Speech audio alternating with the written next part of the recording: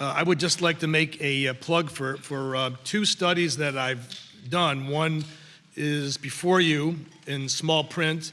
The other is I'm completing. But the first study, I just looked at how much money were people taking specialty drugs, which is about 2% of the population. How much are they generating to plans and PBMs in the form of rebates and co-pays, which is another rebate back to the plans and the PBMs. And it turns out that 30% of the $120 billion in rebates and discounts, which doesn't include the cost-sharing coupons and stuff, 30% of that, $36 billion, comes from 2% of the population, 4.4 million people. And then I looked at the copay amount. And again, the average copay or co-insurance on specialty drugs in commercial plans and in Medicare plans, ACA plans, Medicaid's an exception. Again, it's about 27% of co-insurance of the retail price. That revenue is another 30 to 35% of total cost sharing from prescription drugs in total. So 2 million patients, 4 million patients are generating about $50 billion to the PBMs and plans in the forms of rebates and cost sharing. Hi, I'm Sean Lovering. I'm with a company called RexT, and that stands for Prescription Therapeutic Equivalents. So essentially what we do is we look at those therapeutic categories, we develop a pricing file. We work with PBMs for our clients, primarily in the multi-employer Taft-Hartley industry, and we develop a new copay. So to incentivize the member to switch and have that conversation with their doctor, we select a low-cost alternative. There are several different in that area, but these are therapeutic equivalents. So this is not a prescription that can be switched at the counter. It requires a new prescription because it's a different chemical in most cases. So instead of looking at direct generics, we're looking at drugs. We start with, okay, if the goal is to reduce LDL cholesterol by X%, what drugs in all of the drugs out there can get there and can achieve that and are, therapeutically get to the same outcome. And by doing that, we identify a lower cost drug for the specific target drug, which is like maybe a brand drug or even a generic drug that's high cost.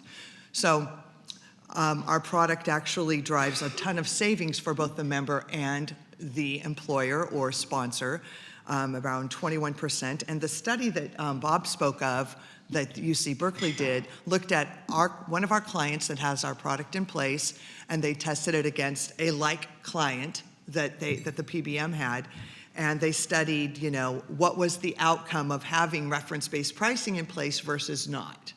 And they found that there was a 13% reduction in the plan spend. There was a reduction in the member spend, but there was also an increase in adherence. And so that's what other studies that we've done have found as well, that when the member has the option to speak with their doctor, switch to a lower cost drug, adherence goes up. One of the other outcomes that we found is we didn't want the PBM to be driving the decision of what drugs that member take. So exclusionary formularies, prior authorization, step therapy, those are all things that the PBM puts in place to drive them towards certain drugs. What we wanted to do was have a choice architecture in place that took away those exclusions, because if that drug's excluded, the member doesn't have access to it. Quick question before I turn it over to Bert. Going back to what Dr. Fendrick said, can your architecture be used to eliminate co-pays for drugs that are that a physician or the plan thinks is optimal to increase adherence, et cetera? Absolutely. So we've done that for several of our clients. So to interface with their disease management programs, for a lot of the maintenance drugs, we look at it's a $0 copay for the member. If they're drugs that must be taken, and diabetes is always a good example because, controlling and taking your medication and being adherent really drives your overall health. And so by making that a $0 copay for the member, you ensure that, adherence is driven. They have the appropriate incentive to go to that drug. and take that drug. We move people off highly rebatable drugs to other drugs, and we do some, we do brand to brand, we do generic to brand, we do a switch that is therapeutically equivalent, or, PBMs don't like us because we have to interface with them and we overlay their current pricing and methodologies, and we directly impact their revenue stream. I would say probably the biggest driving reason that we've been successful in getting almost 1 million members on our program is because we've gone to extremely large multi-employer trusts where they have 100,000 members, where they've been told by the trustees, look, either you do this or we'll go shopping for one that will. And that's the only reason we've been successful in getting our product in. I've been speaking with, though, there are some new PBMs coming out, or small guys that are trying to get started in the industry, that will take fiduciary responsibility, that will give their clients a seat on their board so that they can be guaranteed transparency, real transparency, not fake PBM transparency, but real transparency. So, but getting, as Derek knows too, getting those smaller players to get clients because, oh, well, you're so small, but getting a large employer, multi-employer trust to utilize them, it takes a change in thinking at the consultant level as well as at, the client. Today's 9/11, so I'll give you kind of a story on 9/11. My brother-in-law was the battalion chief in the city. He survived it, but about 6 months later, he was in the hospital. He had Hep C, which is not unusual for emergency response people. He had co-infected. He was in the hospital with a lot of pain. He was on pegylated interferon. He was taking an opioid for the pain from another doctor. They had one pharmacy with the pegylated interferon. I think Express had the ribavirin, and he was getting the opioid from a CVS drugstore. Well, for about 4 or 5 weeks, he had the stabbing pain. Well, he had a burst appendix. So by the time they went in and operated, it was then they had nicked the intestines, and of course he had staph, and he almost died from that, not 9/11. Everyone's trying to compete on price and cut trend.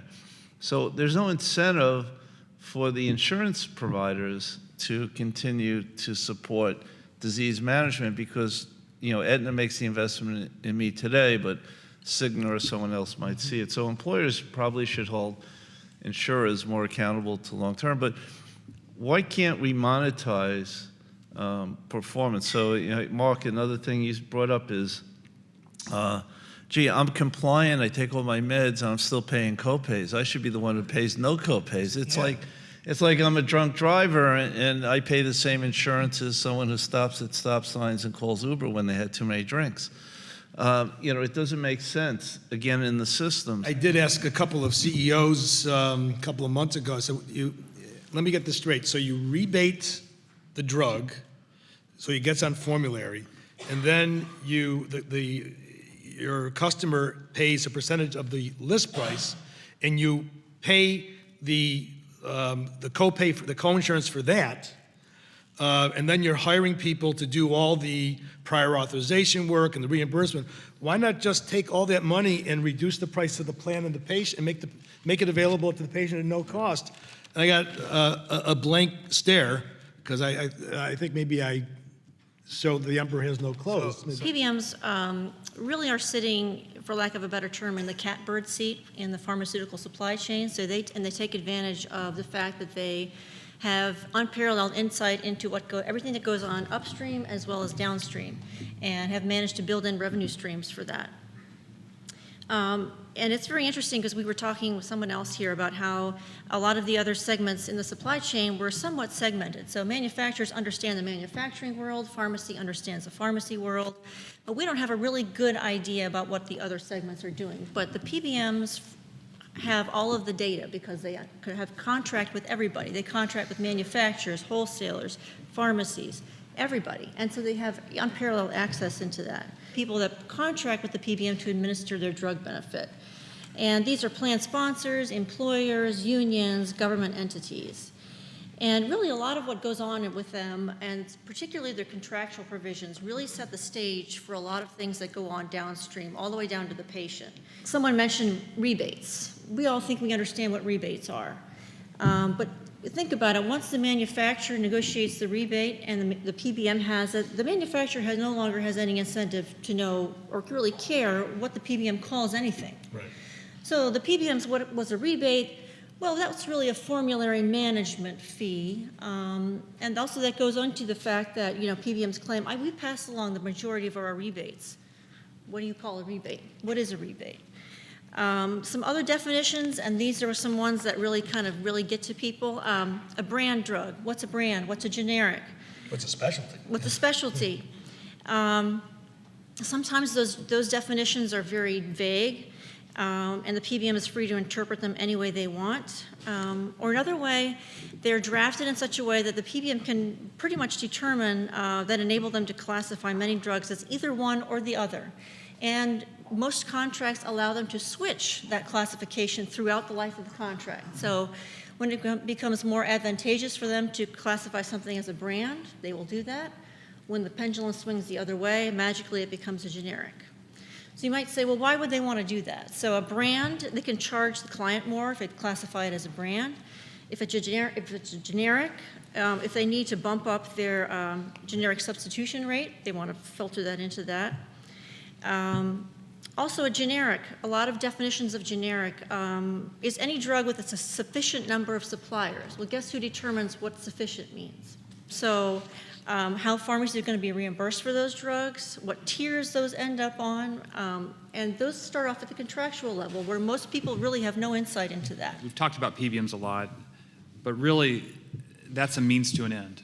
And the end is a different pricing system, a different model for making prescription drugs even more affordable. It just so happens that PBMs are in the center of every pricing decision that involves pharmacies, most manufacturers, they're in the middle, wholesalers. So we start with them. But I think, for this conference to continue its momentum, it's really all of you around the table. In community pharmacy, we're going to continue to be raising our voices on the things that we're seeing. But hopefully there has been at least one, maybe two, maybe more, several things that is new information to each of you around the table.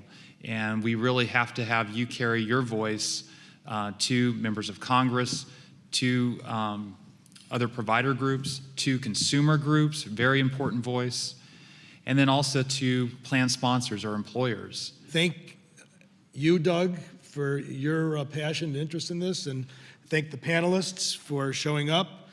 Thanks, Mark. Again, thank your mother and your wife. And everyone, thank you for your participation and interest.